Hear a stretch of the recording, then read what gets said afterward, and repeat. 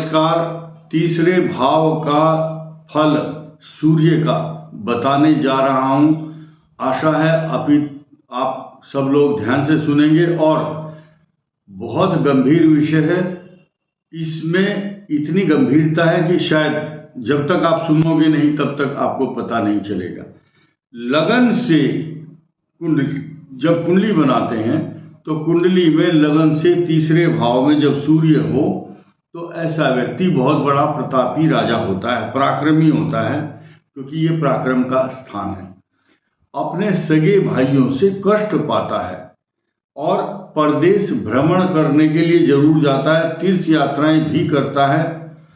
युद्ध में सदा उसकी विजय होती है, शत्रुओं का नाश हो जाता है, समूल नाश। राजा से इसे सुख प्राप्त होता रहता है और संग्राम में शत्रुओं को शीघ्र पराजित कर देता है। एक तो पराजित करना, एक है शीघ्र पराजित करना।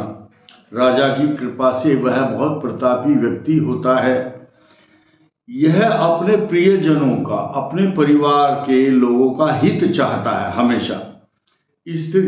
स्त्रियों का और पुत्रों का इसे सुख प्राप्त होता है, इसीलिए यह व्यक्ति धनवान, धैर्यवान और दूसरों का उत्कर्ष देख करके बड़ा प्रसन्न होता है। ऐसा व्यक्ति बहुत धन और आकर्षक सौंदर्य वाला होता है।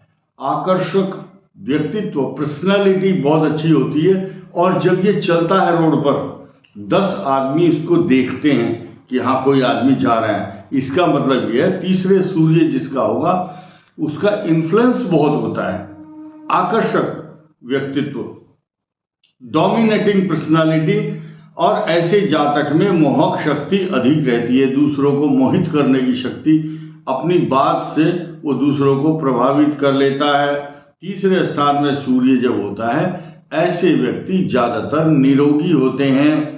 शास्त्रों में सबसे अच्छा फल जो बताया है वो तीसरे, छठे और 11वें स्थान पर जब सूर्य होता है उसका फल सबसे श्रेष्ठ होता है। अब जब छठे का सुनोगे और आनंद आएगा, और एकादश सूर्य का जब आप सुनोगे तो बहुत आनंदित होंगे, इसमें कोई संदेह नहीं है। तो ऐसा व्यक्ति निरोगी होता है, विरोधियों को हमेशा पराजित कर देता है और मधुरभाषी तो होता ही है। इसके अलावा उसे वाहनों का, मकान, सवारी आदि से परिपूर्ण होता है। इसका चित्त जो है, मन हमेशा शुभ कार्यों में लगा रहता है। नौकर, चाकर आदि सभी का सुख इसको प्राप्त होता रहता है। घर में सेवक, सेविकाएं, परिचारिकाएं काम करती हैं और सुशील और दयालु हृदय का होता है। राजा के समान प्रतापी और छोटे भाइयों का सुख इसको बहुत कम प्राप्त होता है। भाइयों के सुख की बात जब आई तो शास्त्र क्या कहता है? अग्रजम रविहंति पृष्ठजातम शनिश्चरः। जिसका तीसरा सूर्य हो तो बड़े भाई का सुख नहीं मिलता, अगर होता भी है तो मर जाता है।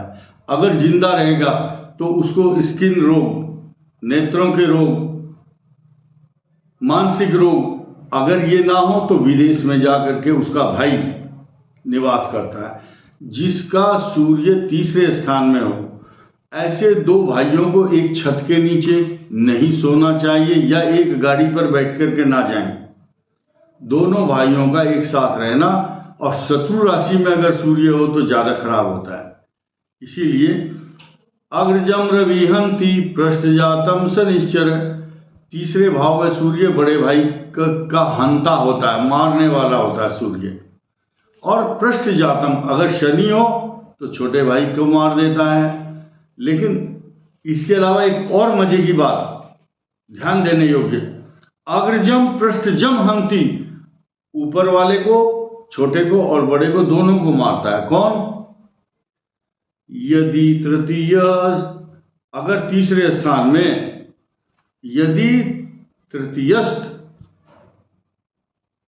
भूमिजा सुतः, मंगल भूमि का जो पुत्र है, धरणीसुत, धरणी सुत जो है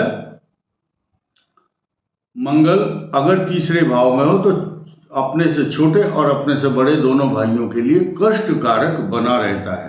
ये शास्त्रों का कथन है। अब हम बात करते हैं तीसरे भाव में जो सूर्य है उसके लिए और क्या नई चीज है। ऐसे व्यक्ति दान धर्म में निपुण होते हैं, धार्मिक होते हैं। तीसरे स्थान में सूर्य वाला जो व्यक्ति है, अगर उसके साथ न्याय नहीं होता तो वो उपद्रव करता है, हड़ताल करता है, आंदोलन करता है, नेता बन जाता है किसी भी आंदोलन का। ऐसे व्यक्ति नेता स्थानीय राज्य संस्था, राज्य सभा हो या किसी भी नगर पालिका के चेयरमैन, पार्षद, सभासद या लोकल बोर्ड आदि में चुनाव लड़ने के बाद अध्यक्ष बनते हैं। या ऐसे व्यक्ति किसी अगर कंपनी में हो तो उसके CEO, chief executive director officer और या डायरेक्टर बनते हैं। इस प्रकार किसी भी स्थान पर अपनी सत्ता, अपनी धाक जमाने वाले होते हैं।